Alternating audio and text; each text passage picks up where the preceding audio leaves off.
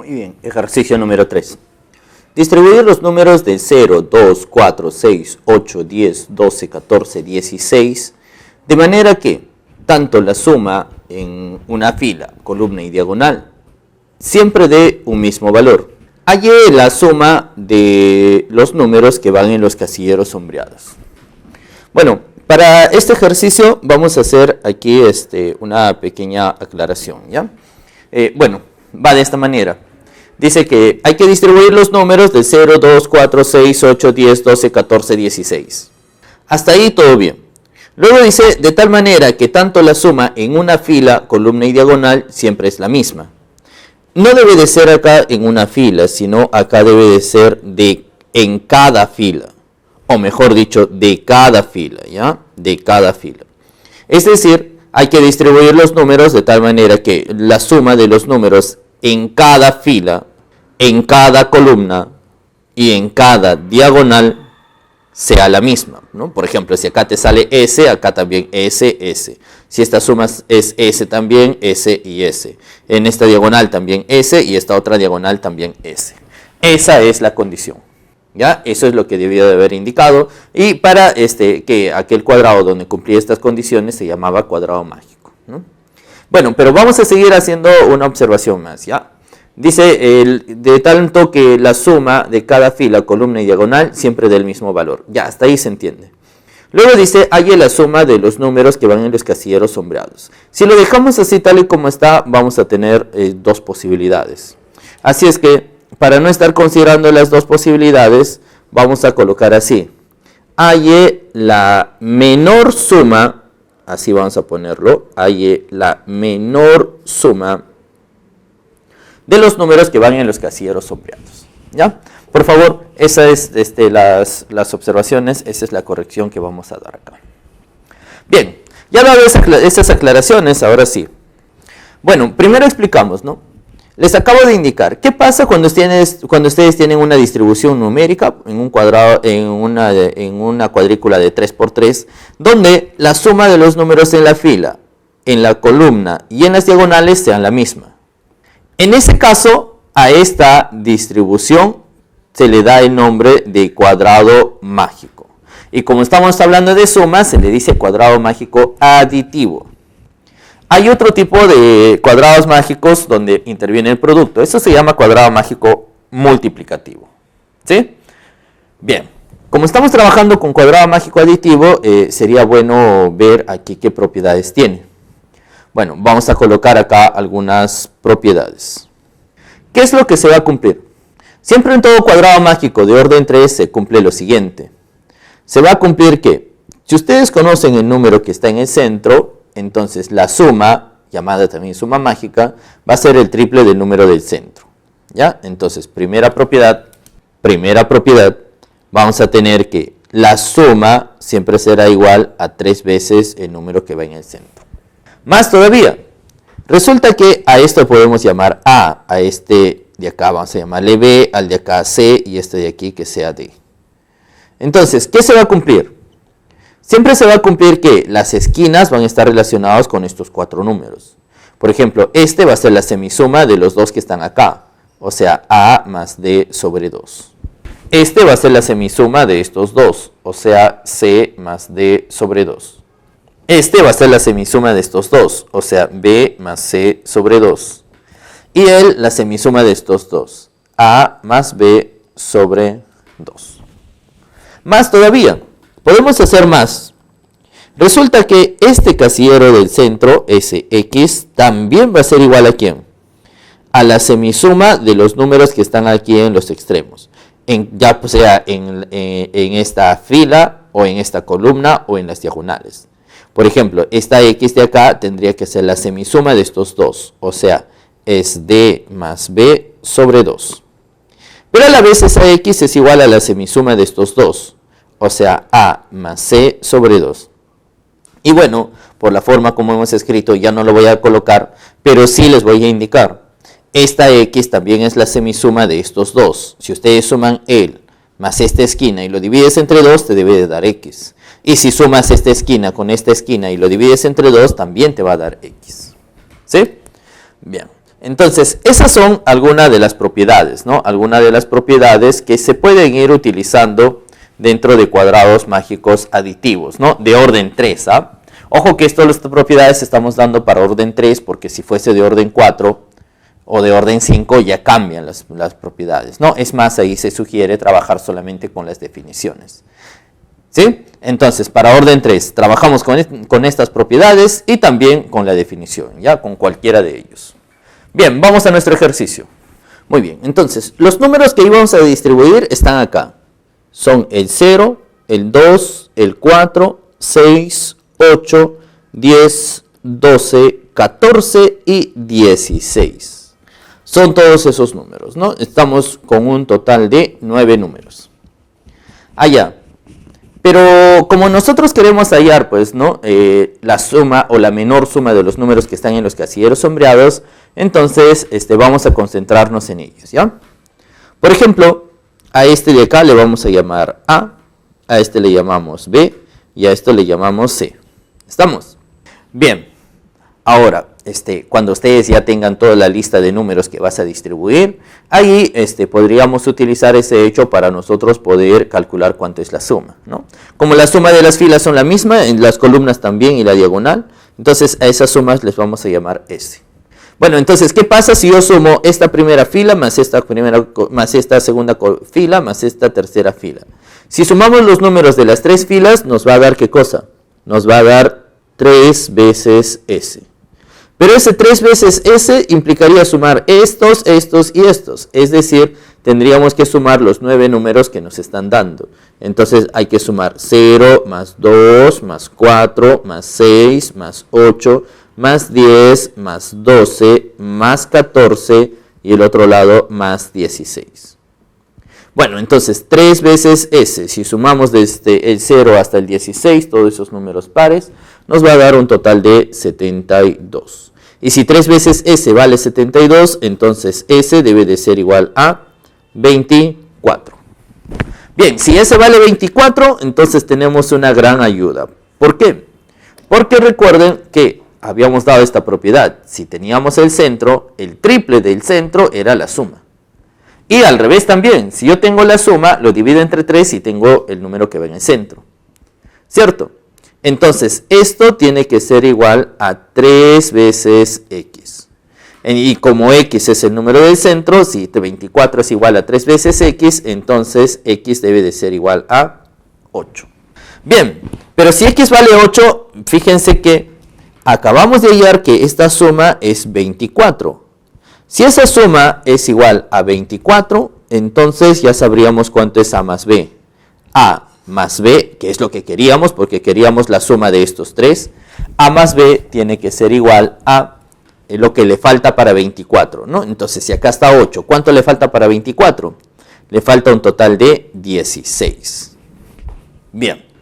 Entonces, hasta ahí todo bien, ¿no? Hasta ahí ya tenemos que esto de acá va a ser 16. Pero aquí no estamos minimizando nada. ¿Dónde vamos a minimizar? Bueno, vamos a tener que minimizar en este caso para hallar pues el valor de C. Bien, para poder ayudarnos de este valor de C, primero creo que podríamos a calcular el valor de M, pues, ¿no? ¿Cómo vamos a hallar el valor de M? A ver, para hallar el valor de M hacemos la propiedad, ¿no? ¿Se acuerdan esta propiedad que hemos indicado? Entonces vamos a colocar 3 veces M más M sobre 2, ¿no? Sumando el más el sobre 2 me debe de dar un total de 8. Pasa para el otro lado, 16 es igual a 4 veces M, entonces M debe de ser igual a 4. Si M es igual a 4, bueno, entonces ya tendríamos este número. Todo este número sería 4 y todo este número va a ser 12. Bien, pero nosotros queríamos minimizar, ¿cierto? ¿Cómo podríamos minimizar ahora? A ver, empezamos acá. Como solamente nos falta C, entonces vamos a ver, ¿cuál sería el mínimo valor que puede tomar C? A ver, pregunta, ¿C podrá ser igual a 0? ¿Qué pasa si C es 0? Si C fuese 0, como toda esta suma debe de darnos 24, y todo esto recién tenemos 8, entonces para 24, ¿cuánto nos falta? Nos faltaría ahí un total de 16. Pero si es que esto fuese 16, recuerda que esta suma también debe darte 24. Y si esta suma da 24, 12 más 16 ya se pasa ya del 24. Entonces no puede ser acá 16 y por lo tanto esto no es 0. Siguiente que es mínimo. Si el siguiente que es mínimo intentamos con el número 2, entonces esto de acá sería 10. 10 para 24 sería un total de 14. Si eso es 14, 14 más 12, bueno, 14 más 12 nos va a dar un total de 26. ¿Se pasa del 24? No puede ser. Bien, como no puede ser entonces con el 2, ahora el 4, de hecho que no cumple el 4 porque el 4 está acá. El siguiente, después del 4 seguiría el 6. A ver, ¿qué pasa si tomamos el 6? 6 más 8 nos va a dar un total de 14. Si eso nos da 14 para 24, bueno, para 24 ahí sí tendríamos un total de 10. Pero si esto es 10 y esto vale 12 para 24, entonces acá iría el número 2. 2 más 6, bueno, nos va a dar 8. 8 para 24 sería 16. Ya miren, estamos hallando que este es 16. 16 más 8, 24. Miren, este de aquí es 0. 6 más 4 nos va a dar un total de 10. 10 para llegar a 24, ¿cuánto nos falta? Nos falta 14. Entonces acá debería de ir esos 14. Y bueno, si ustedes suman pues todas las filas, siempre les sale 24. Columnas 24. Diagonal también les sale 24.